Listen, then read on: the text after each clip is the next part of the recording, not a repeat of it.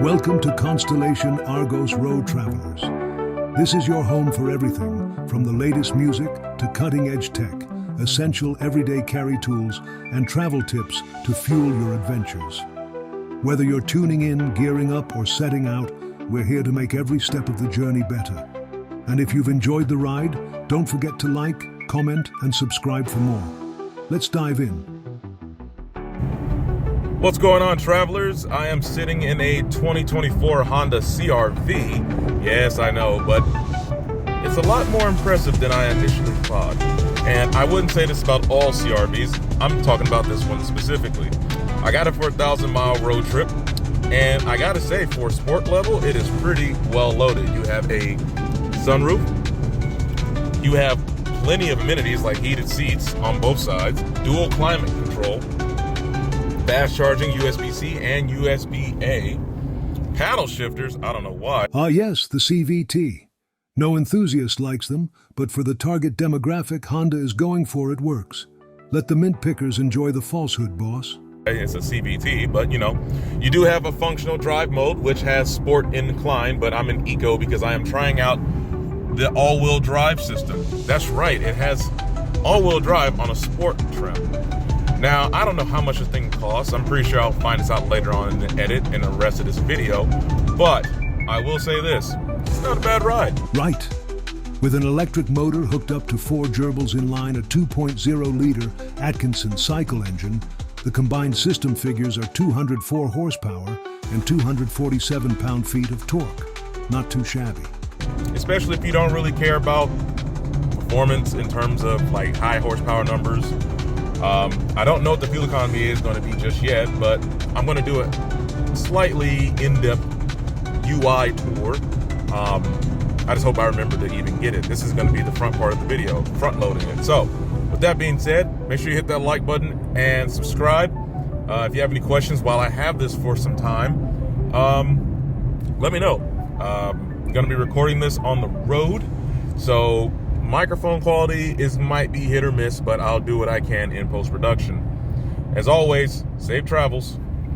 Not a bad gauge. It's actually the noises it makes, if you listen real quick.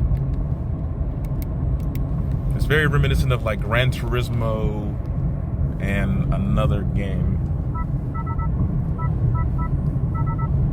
Sport mode. All right, gotta focus on the road.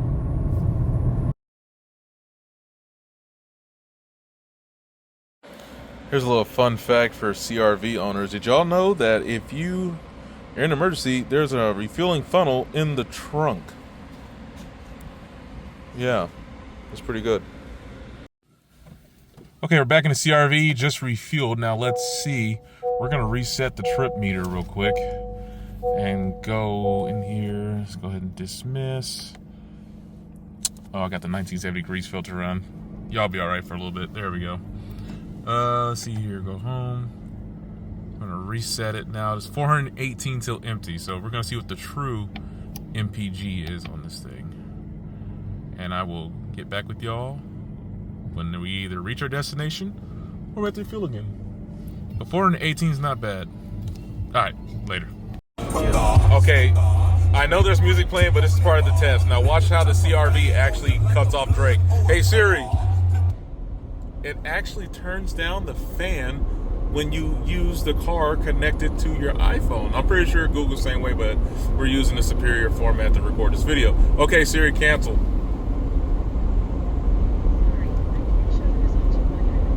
No, that's cool. I didn't care. Okay. Okay, whatever, Drake. So that's pretty cool. So if you got the fan on full blast and you say, hey, Siri,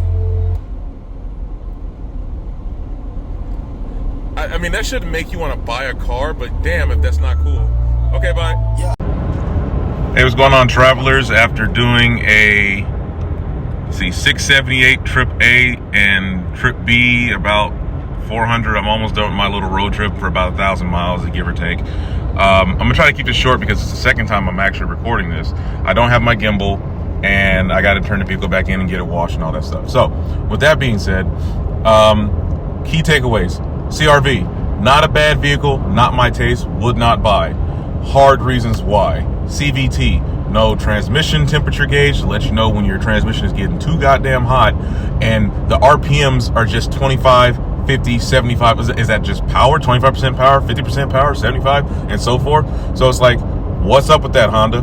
And then there's no temperature gauge, period, to let you know what the naturally aspirated 2-liter is doing, which only has 165 bhp, mind you, or 145, excuse me. It's fine, boss. I got it from here. Long drive and all. Here's the stats again for those with ADHD and paying attention. We know how you internet folks are with facts. Anywho, roll the clip. And I'm going to put that in this video too. Another miss is the fact that when you shift the fake gears in this CVT, which is another reason why I wouldn't buy it, because it's just a metal belt that just spins very, very fast in between two like cone-like things. Look at this. You see that little M? I probably have to crop in a little bit. What is? There's a little M that happens. Maybe it's only in sport mode. Let me put it back in sport, because I am about to go up a hill, and you're gonna hear this thing scream too. What is the arrow supposed to do, Honda? Why is there arrows? Why not numbers? I mean, again, maybe I'm not the target demographic, clearly, because I would prefer your pickup truck. I'll probably get that again, honestly, over this. But why? What is it? What is a couple arrows? Am I playing Wipeout? Is this F-Zero? Are they boost pads? This car has no boost, by the way. It's naturally aspirated hybrid. I think I already mentioned that. But another takeaway is you give us all of this safety features like the lane keep assist, which sucks because it doesn't know what it's actually scanning for. There goes the CVT, and it's like, I don't know how hot it's getting or whatever. But you give us all this stuff, and then it's like, where's the camera at, like on the Civic, when you're turning the right turn signal on? You put that in your passenger vehicle, but you don't put it in your high occupancy vehicle stuff? Come on, dog. Like, what are you doing? Android Auto and CarPlay is on here. It didn't work too well. I used Android during this last road trip. I'm on the iPhone now filming because I left it in the bags. But it was hit and miss. The sound system is decent. It's nothing to write home about, honestly. And I'm about to put this back in eco real quick, because I'm trying to save a little gas before I have to turn it back in. And like I said, it's fine for what it is. It might even fit my lifestyle better than most vehicles I had before I started doing a lot of towing and, moving stuff around where I needed a truck more often than not with an open bed, because I just throw stuff in there. So with that being said, the all-wheel drive system, very confident. The lane keep assist, oh my God, don't use it. I turned it off so many times because it kept throwing on the brake when it saw a bush on the side of the road versus, like an actual emergency. I'm putting it back in sport. I know, I just took it out of there because I got to go up this hill. It doesn't have that much horses, and I'm the only one in here right now. There it goes. Editor's note, I'm going to stop it right here just to make sure the footage saved. Okay, editor's strike. It did save, so I can only do HD 60. So with that being said, I was on a rant before I had to pause the video, and it might show up in the video footage. But with that being said, the takeaway is the CRV is not bad. It's not for me. I even like the aggressive styling because, let's be honest, the CRVs of one generation back is a little kind of frumpy looking and soccer momish, if you catch my drift. Not for me. They did kind of butch it up a bit, gave it some strong front fascia character lines. The tail lights are LED now, and they look a little more better. And Honda does not do tail lights. I give them that. Even Subaru copied them with the little lobster claw C-clamp things. But yeah, the drive modes, they're noticeable. You can see it. But the paddle shifters are an afterthought. Clearly, because you don't even, at least in some CVTs, they give you the simulation of actually shifting. It doesn't even buck. Like, that little transmission jerk from Planetary Gearbox, non-existent. But maybe that's what their core audience wants. I have to kind of give them a little bit of leeway on that because I'm not their core audience when it comes to a CRV. I would never cross-shop this if I was going to buy it for long term.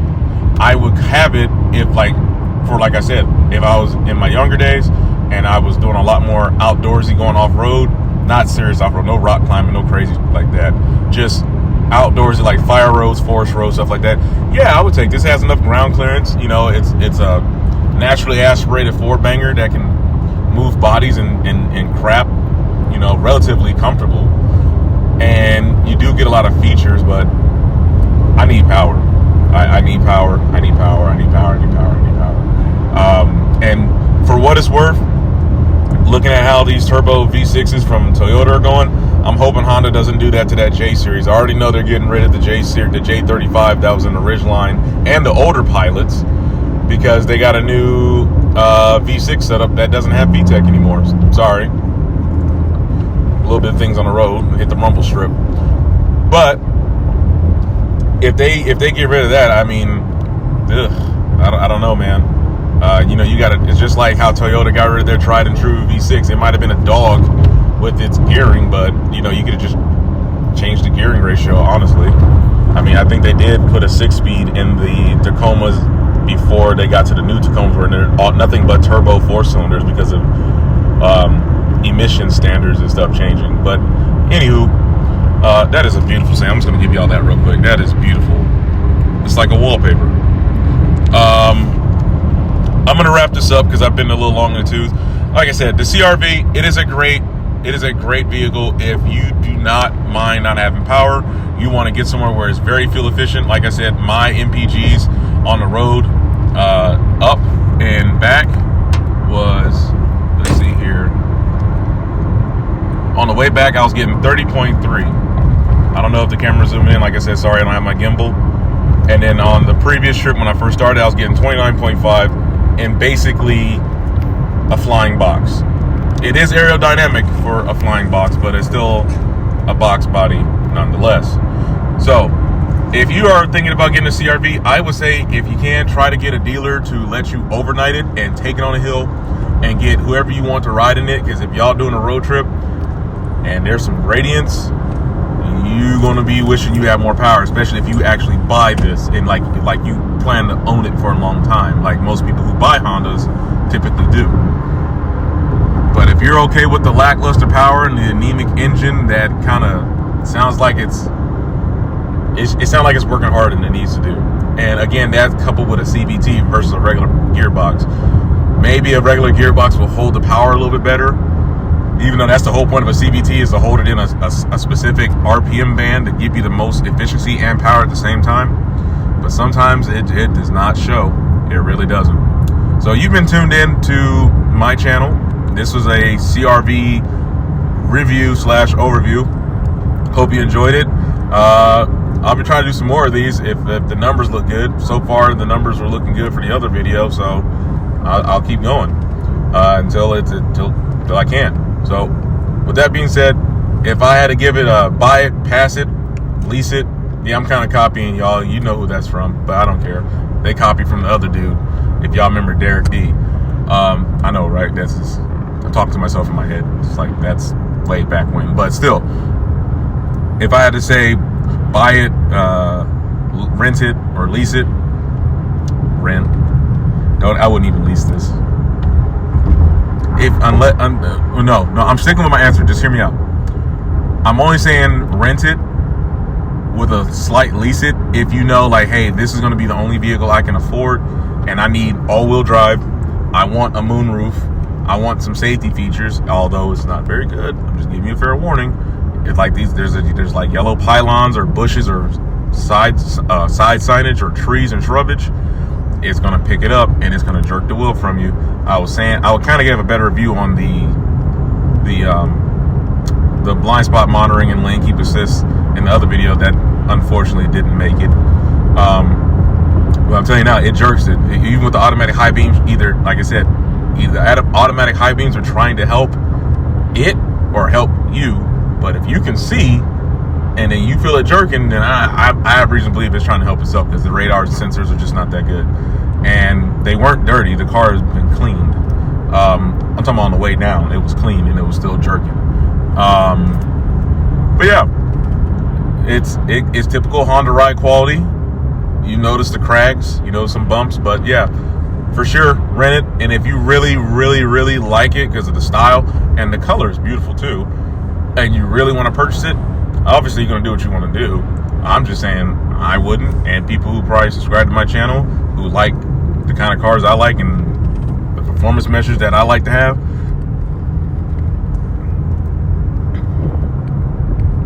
don't do it. That's a hard don't do it. Just rent it. Rent it. All right, before I go any further, thanks again for watching. Make sure you hit that like button, subscribe, and I will see y'all on the next travel adventure. Safe travels. Bye.